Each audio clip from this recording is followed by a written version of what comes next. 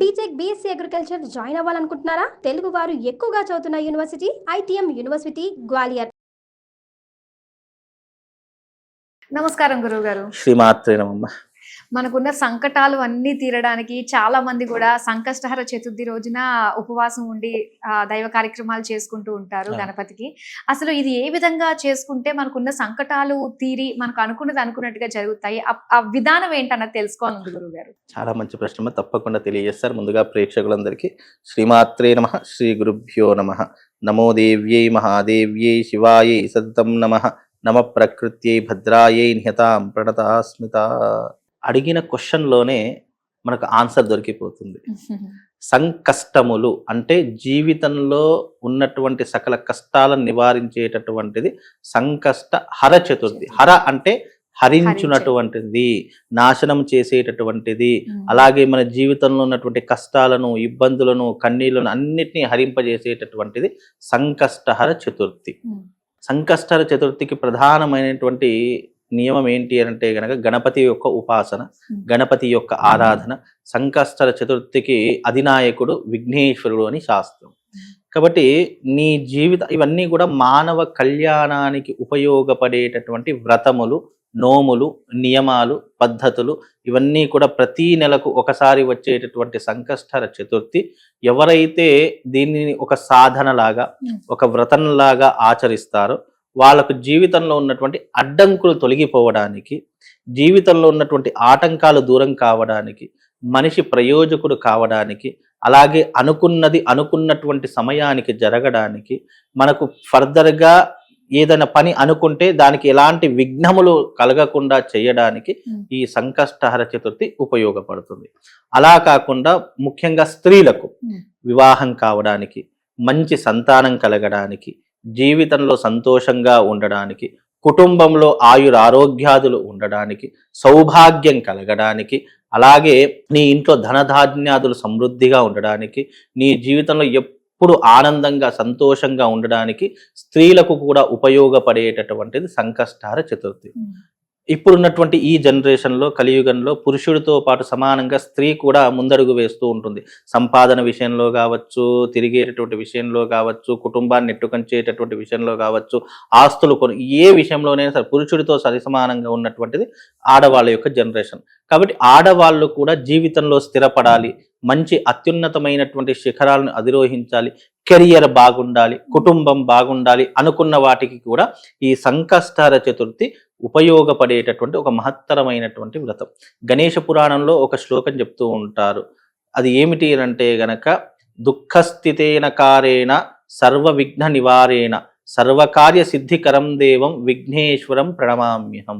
అంటే విఘ్నేశ్వరుణ్ణి ఎవరైతే ఆరాధన చేస్తారో దుఃఖములు దూరమైపోతాయి, విఘ్నములు దూరమైపోతాయి, నీ జీవితంలో ఆటంకాలు దూరమైపోతాయి. కనుక విఘ్నేశ్వరుడి యొక్క ఆరాధనకు మూలము సంకష్టహర చతుర్థి.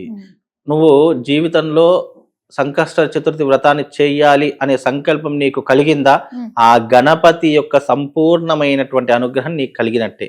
ఎందుకంటే దేవతా క్రతువులు అంత సులభంగా మనిషి చెయ్యాలి అనే సంకల్పం కుదరదు. నువ్వు అదే సినిమాకో, పబ్బుకో, పార్టీకో వెళ్ళాలంటే క్షణం ఆలోచించకుండా వెంటనే వెళ్ళిపోతావు.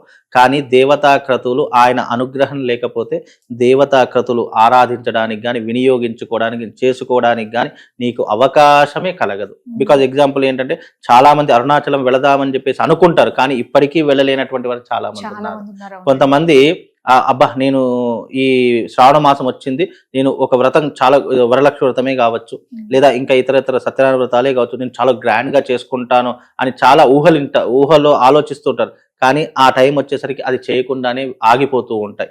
బికాజ్ ఏ కారణమైనా కావచ్చు. అంటే భగవంతుడి యొక్క సంకల్పం లేకపోతే, భగవంతుడి యొక్క అనుగ్రహం నీ మీద కలగకపోతే నువ్వు ఎంత చేద్దామనుకున్నా, భగవంతుడి దగ్గరికి ఎన్నిసార్లు వెళదామనుకున్నా నువ్వు వెళ్ళలేవు, నువ్వు చెయ్యలేవు. అసలు విధానం ఏంటంటారు గురుగారు? సంకల్పం 21 సంకష్ట చతుర్థులు చేయాలి, లేదా అయితే ఇవి మనం పెట్టుకున్నటువంటి నియమాలు. వ్రతం చెయ్యాలి లేదా ఈ నియమాన్ని పాటించాలి అని శాస్త్రం చెప్పింది తప్ప నువ్వు ఇన్ని వారాలు చెయ్యు, లేదా ఇన్ని వారాలు చేస్తేనే నీకు సంకల్పం నెరవేరుతుంది అనేటటువంటి శాస్త్రం. అది మనం పెట్టుకున్నటువంటి నియమము. ఎందుకు మనం ఎక్కువ సార్లు నియమం పెడితే దైవిక భక్తి పెరిగిపోయి దీని క్రమం తప్పకుండా ఆచరిస్తాము, మన దాంట్లో కూడా భయభక్తులు పెరిగిపోతాయి.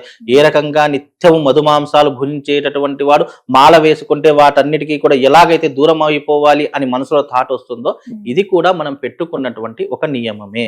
కాబట్టి ఈ సంకష్టహర చతుర్థి వ్రతం అనేటటువంటిది మనకు ఎప్పుడైతే చేసుకుంటామో శుక్లపక్షంలో వస్తుంది. కాబట్టి ఈ సంకష్టహర చతుర్థి అనేటటువంటిది మనము దీన్ని ఒక వ్రతంలా చేసుకోవచ్చు, లేదా ఒక నియమంగా పద్ధతిగా నాకు సంకష్టహర చతుర్థి వచ్చింది అని అంటే ఉపవాస దీక్షతో కూడా మనం వ్రతాన్ని పూర్తి చేసుకునేటటువంటి అవకాశాలు ఉన్నాయి. ఇవి కొంతమంది 5 సంకష్ట చతుర్థులు, 11 సంకష్ట చతుర్థులు లేదా 21 ఇట్లా పట్టుకునేటటువంటి అవకాశం ఉంటుంది. అది వాళ్ళ పద్ధతి, వాళ్ళ సమయానుసారంగా వాళ్ళు చేస్తూ ఉంటారు. అయితే పీట పెట్టుకునేటటువంటి వారు చక్కగా కలశ స్థాపన, గణపతి యొక్క కలశ స్థాపన చేసి దానికి షోడశోపచార పూజ చేసి చక్కగా నైవేద్యాలు పెట్టేసి చంద్రోదయం అయిన తర్వాత ఉపవాసం వదులుతారు. వీళ్ళు పొద్దంతా ఏమీ తినరు. సంకష్ట చతుర్థికి చంద్రుడు ప్రధానం కాబట్టి చంద్రోదయం ఎప్పుడవుతుంది అంటే సంకష్ట చతుర్థికి కొన్నిసార్లు 8:30కు జరుగుతుంది, కొన్నిసార్లు 9 గంటలకు, కొన్నిసార్లు 9 గంటల 19 నిమిషాలకు, మాక్సిమం 9:30 లోపు చంద్రోదయం అయిపోతుంది. అది ఏ కాలంలోనైనా సరే 8:30 నుంచి 9:30 మధ్య కాలంలో చంద్రోదయం అనేటువంటి ప్రారంభమవుతుంది, అంతమవుతుంది. కాబట్టి ఆ సమయాల్లో చంద్ర దర్శనం అయిన తర్వాత ఉపవాసం వదిలేటటువంటి అవకాశాలు ఎక్కువగా ఉంటాయి. అయితే సంకష్టహర చతుర్థిలో ఈ పీటను పెట్టుకునే వాళ్ళు, ఈ వ్రతం ఆచరించేటటువంటి వాళ్ళు తప్పకుండా సాంప్రదాయమైనటువంటి దుస్తులు ఈ మధ్య కాలంలో చాలా మంది డ్రెస్సులు వేసుకొని కనీసం చేతులకు గాజులు కూడా వేసుకోకుండా చాలా మంది చేస్తూ ఉన్నారు. కొన్ని ఆలయాల్లో నేను చూశాను. ఆలయాలకు వెళ్ళేటప్పుడు లేదా వ్రతం చేసేటప్పుడు సౌభాగ్య ద్రవ్యాలు చాలా ముఖ్యం. అవి లేకపోతే నువ్వు ఎన్నిసార్లు పూజ చేసినా నీకు ఫలితం దక్కదు. ఇది చాలా మందికి తెలియనటువంటి విషయం.